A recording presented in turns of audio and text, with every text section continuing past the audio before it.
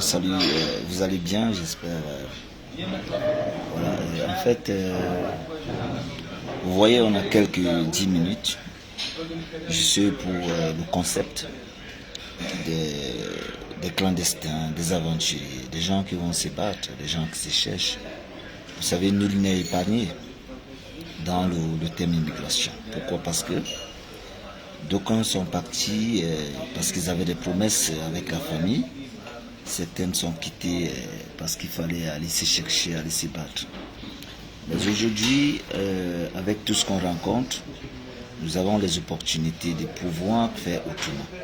Parce que vous savez, nul ne pourra conseiller ou encadrer la jeunesse avec des futilités. Nous ne venons pas ici parce que nous sommes plus sages ou plus intelligents ou encore crédibles que personne. Mais nous venons là avec du vécu. Vous savez, quand vous avez vécu quelque chose et que vous l'avez traversé, vous avez quand même cette expérience que vous pouvez apporter dans la société. Et chacun de nous aujourd'hui a le droit d'apporter quelque chose dans la société. Chacun de nous a un devoir aujourd'hui dans la société. Chacun a quelque chose à apporter au sein de la société. Donc aujourd'hui, j'implore encore votre connaissance, votre sagesse. Vous devez vous imprégner de ces personnes qui ont traversé cette façon, cette tragédie. Parce que l'aventure, c'est la tragédie. Quand vous quittez de chez vous, vous n'avez pas un point de repère. Vous n'avez pas de papa, vous n'avez pas de maman. Vous partez en route comme des aventuriers qui n'ont même pas où abriter. Et ceci rentre dans le contexte de l'orphelin. Vous devenez des orphelins de la rue. Et ceci, vous ne comptez que c'est Dieu et vous. Il y a Dieu et il y a vous. Alors, aujourd'hui, je crois que les opportunités que nous avons pour vous accompagner, simplement, c'est de vous canaliser, c'est de vous orienter, c'est de vous demander d'être beaucoup patient. Parce qu'aujourd'hui, vous voyez, on retrouve des morts, on retrouve des gens qui se sacrifient. Pourquoi j'appelle ceci sacrifice? À partir du moment où vous pouvez avoir le choix et que vous vous lancez vers là où on n'est pas sûr, ça s'appelle sacrifice. Rendez-vous compte, vous avez pris l'opportunité de quitter de votre maison. Vous avez salué des parents. Vous avez dit à maman et à papa, je vais aller chercher la vie. Maman vous a imposé les mains sur la tête. Papa vous a béni, vous êtes parti. Et en cours de route, si un matin on venait à dire à papa ou à maman que vous allez vous sacrifier pour ce que vous cherchez, quel est le parent qui va accepter cela? Quel est le parent qui accepte que son fils est parti quelque part et qu'il ne va pas revenir parce que là où il est obligé de trouver le nécessaire de rentrer en Europe où il meurt? Il n'y a aucun parent qui va faire ce choix de vie.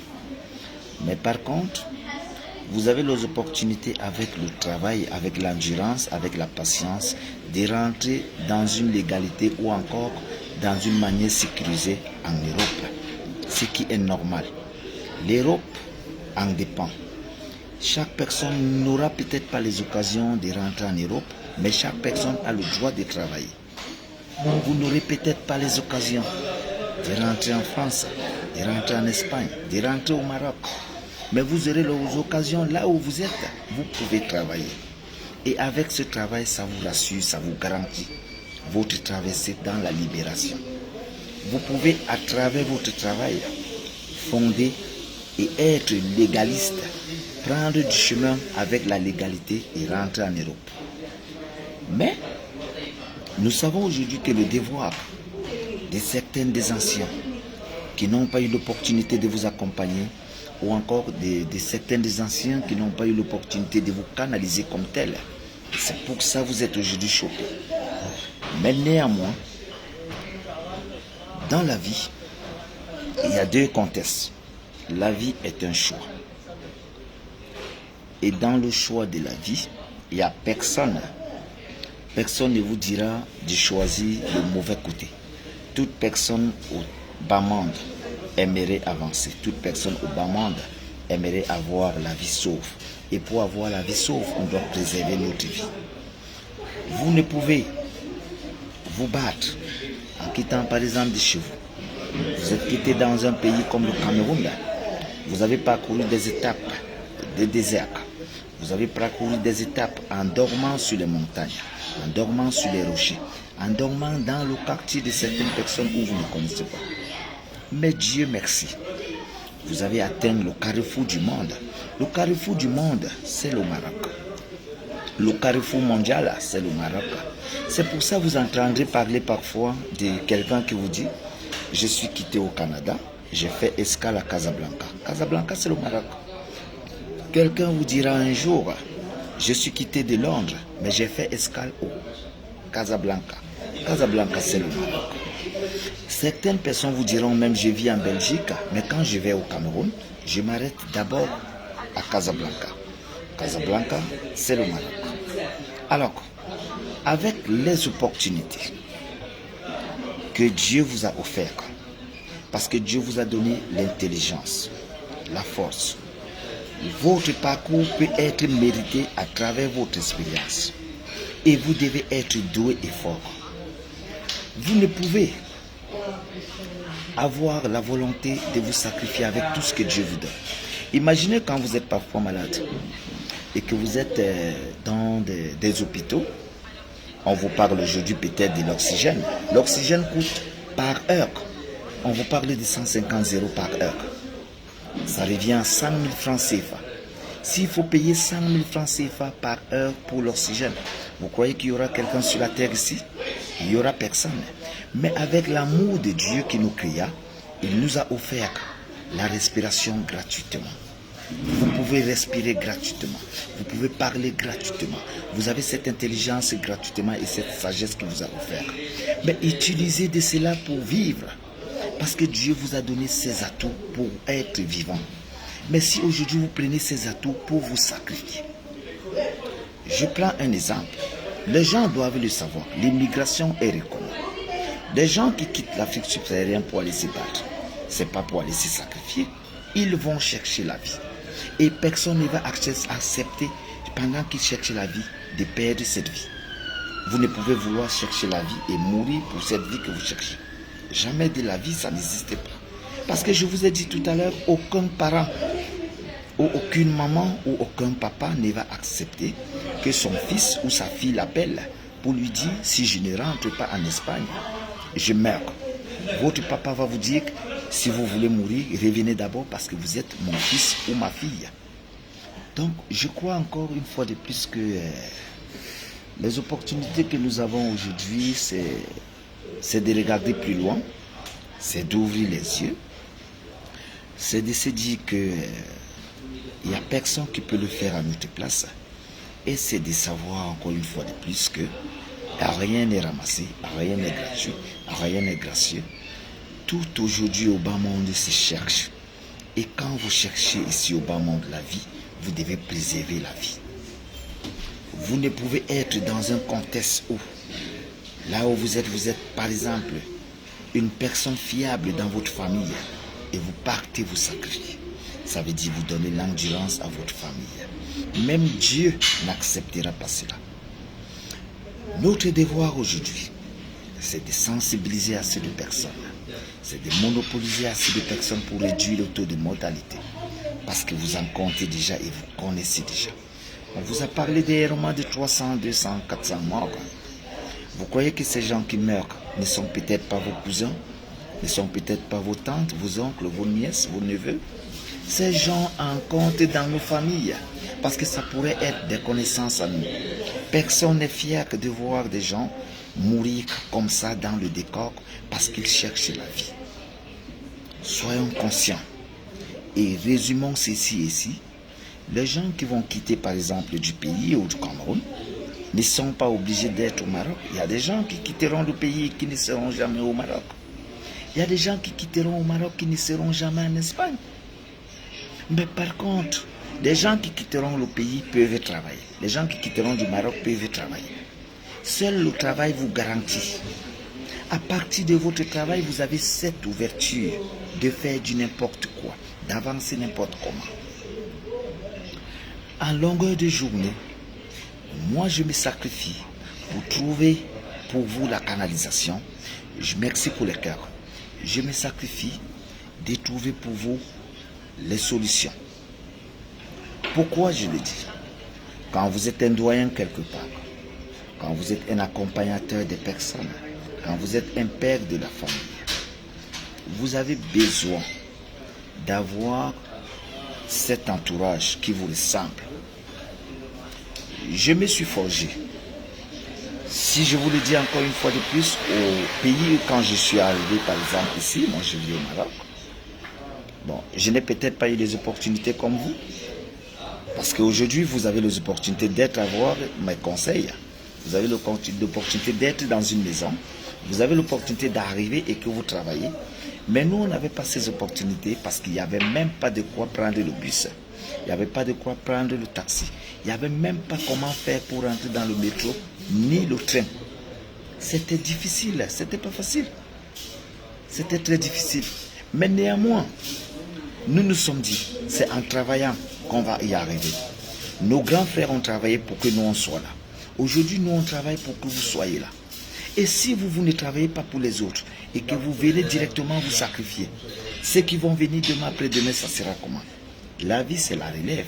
Votre papa vous a accouché. Votre maman vous a enfanté. Elle attend de vous un remplacement.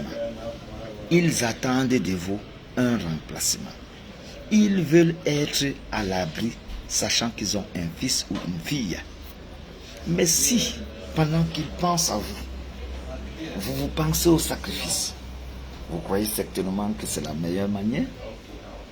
Moi, je crois que non. Je crois qu'aujourd'hui, j'ai eu la chance de parcourir une étape en payant certaines études qui m'ont offert un document, un diplôme de connaissance de la vie. Ce diplôme, c'est le diplôme de conseiller migrant.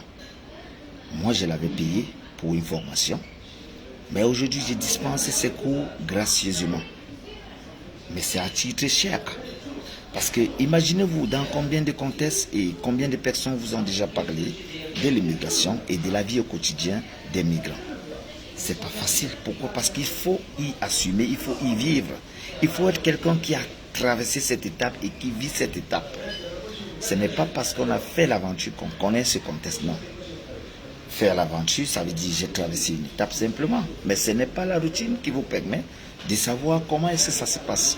Donc pour savoir comment ça se passe, il faut des gens qui sont sur place, qui monopolisent, qui vivent au quotidien cet élément. Alors, je crois que aujourd'hui, le cours de vie nous amène très loin et nous ne pouvons que solliciter le respect. Nous ne pouvons que dire merci, merci Narcisse Mestro depuis l'Espagne. Nous ne pouvons que dire merci aux gens qui ont compris que dans la vie, quand on va chercher la vie, on ne meurt pas pour la vie qu'on va chercher parce qu'on remplace son famille. Voilà Narcisse Mestro, mon jeune frère qui est en Espagne aujourd'hui, qui a épousé sa femme et qui ont 2 enfants. Il y a quelques jours encore, il a envoyé un conteneur au Cameroun. Il y a quelques jours encore, il avait un grand frère qui était couché à l'hôpital. Et c'est grâce à lui que les médicaments ont survécu. Et aujourd'hui, on ne peut que solliciter et être fier de lui, parce que grâce à lui, ça a apporté quelque chose dans sa famille. Mais si cet Narcisse s'était sacrifié, ça sera comment aujourd'hui? Vous devez vous poser des questions. Vous devez souvent vous poser des questions que, eh bien, si je me sacrifie maintenant, qui va aider ma famille? Qui va rester avec ma maman? Qui va garder les enfants? Parce que parmi vous, parmi nous, il y a des gens qui ont laissé les femmes enceintes, qui n'ont même pas encore revu leur maman, qui n'ont pas encore revu les enfants et qui ne savent pas comment ça se passe. Mais si ces gens ne peuvent pas prendre la conscience de retourner et se dire je vais me battre pour cette famille, c'est vrai, je viens de vous le dire qu'il faut rêver pour avancer. Nul ne peut contester l'idée de partir chercher la vie. Si aujourd'hui on va en Europe, c'est parce que les Européens nous ont pris ce que nous voulons et c'est ce qu'on va récupérer. Et c'est normal. Mais de quelle manière? C'est de là où se pose la question. De quelle manière rentrer en Europe? Nous ne pouvons solliciter que pendant que vous rentrez en Europe, on entend qu'il y a des morts. Non, parce que chercher la vie et mourant pour cette vie, ça veut dire que vous ne cherchez pas la vie. Vous vous sacrifiez. Mais par contre, je viens de vous citer un Narcisse Mestro, un père de famille qui est passé par le Maroc, ayant déjà aperçu certains de mes conseils, parce qu'il me suit beaucoup, il est là, il sait. De temps en temps, on est en ligne, même inbox, on est en ligne. C'est grâce à mon courage que beaucoup d'entre eux aujourd'hui ont levé la tête. Et grâce à mon courage aujourd'hui, beaucoup ont compris qu'on peut. Parce que c'est derrière quelqu'un qu'on devient quelqu'un. Il y a toujours un exemple dans la famille. Il y a toujours un exemple concret auprès de vous. Je ne cesserai de faire ce qui est bien pour moi et le devoir que je donne. Tout le temps, vous pouvez être quelque part et qu'on vous appelle. On vous propose du boulot. Vous n'avez peut-être pas de papier. Derrière ce boulot qu'on vous a proposé, on peut vous offrir la documentation. Ça veut dire les papiers. Derrière ces papiers aujourd'hui, vous avez votre compte bancaire. Vous avez votre document. Pourquoi vous n'allez pas voyager tranquillement? Pourquoi vous n'allez pas voyager? C'est tranquille, c'est posé, c'est calme et c'est sécurisant. Mais par contre, quand vous êtes arrivé déjà dans le carrefour mondial qui s'appelle le Maroc, parce que notez bien, au Maroc, il y a 3 villes dans l'Espagne. Il y a Melilla, la ville marocaine dans l'Espagne. Il y a Cassiago dans l'Espagne. Il y a Ceuta également. Nous n'allons pas sauter certaines petites qui sont comme Gorogo et autres. Mais il y a 7 petites villes qui sont dans l'Espagne, mais qui sont les villes du Maroc. Ça veut dire que le Maroc est entouré de l'Espagne. Le Maroc est dans l'Espagne. Alors, quand vous êtes déjà au Maroc, pourquoi on peut encore appeler vos familles pour leur dire que vous vous êtes sacrifiés? Alors que vous savez que vous allez prendre du temps, mais un matin, on va dire Boza. Si vous prenez votre temps, vous allez rentrer, vous avez des frères qui sont passés par là, vous avez des cousins qui sont passés par là, vous avez des oncles qui sont passés par là. On ne peut pas décourager les chercheurs de la vie parce que chacun a sa chance. On ne peut que vous encourager. On ne peut que vous donner ce qui vous revient. Mais on ne peut soutenir les thèses de savoir que des gens se sacrifient. Parce que c'est celui qui est mort qui va être regretté par sa famille. C'est celui qui est vivant et qui a traversé qui va vous dire Boza. Alors, comme on essaie celui qui va mourir, on ne peut que tenir la lancée d'un responsable en disant sollicitons que ça se passe dans la bonne manière et préservons-nous parce que nous avons une seule vie, il n'y a pas deux vies. Gardez votre vie. Votre vie est une seule. Il n'y a pas de vie qu'on partage. Il n'y a pas une réserve de vie quelque part. Je crois que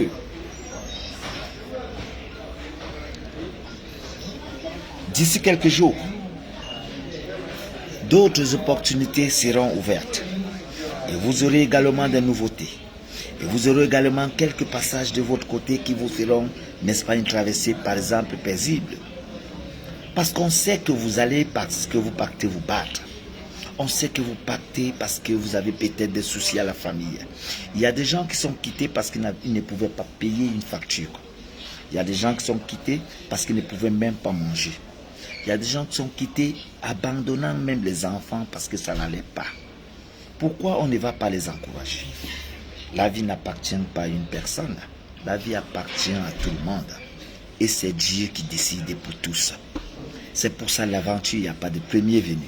Vous pouvez arriver aujourd'hui et concrétiser ce que les gens ont fait 10 ans. Ils n'ont pas fait. Vous pouvez arriver demain et concrétiser ce que les gens n'ont pas fait.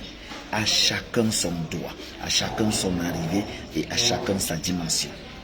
Dieu donne à chacun ce qui lui revient de droit. Et c'est pour ça que Dieu n'accepte pas que vous vous sacrifiez. Dieu n'accepte pas que vous partez quelque part et que vous êtes assis quelque part et qu'on vous dise que allez plonger dans l'eau et mourir. Dieu n'accepte pas cela. Dieu accepte que vous sauvegardez le lien de vie entre vous et lui. Parce que vous avez le souffle de vie. Et vous êtes créés à la ressemblance de Dieu. Dieu créa l'homme à son image. Dieu ne peut pas se sacrifier. Pourquoi vous vous sacrifiez? La jeunesse est assez têtue. La jeunesse ne comprend pas. Mais vous qui êtes là tout le temps sur mes directs, vous qui avez l'opportunité de m'écouter, vous pouvez ne serait-ce que partager ceci pour que demain après-demain, ces enfants comprennent les enjeux. Ces enfants savent de quoi il s'agit. Parce qu'aujourd'hui, beaucoup de rêves, aujourd'hui pour la jeunesse, les gens qui voient les costumes sur la tour Eiffel, les gens qui voient les gens vivre à Paris n'importe où, les gens qui voient les belles paires de chaussures, des belles voitures, ils ne savent pas ce qui se passe. La vie de la diaspora ne se dit pas, ça c'est vie. Il y a des réalités qui vont vous affranchir. Il y a des réalités que vous devez connaître. Et ces réalités, vous ne pouvez les connaître si vous êtes à distance. C'est des réalités qu'on vit. C'est pour ça qu'on sollicite.